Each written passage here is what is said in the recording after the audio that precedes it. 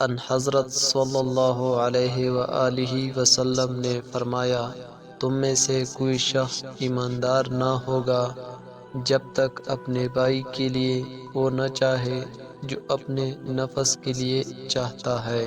صحیح بخاری حدیث نمبر 13۔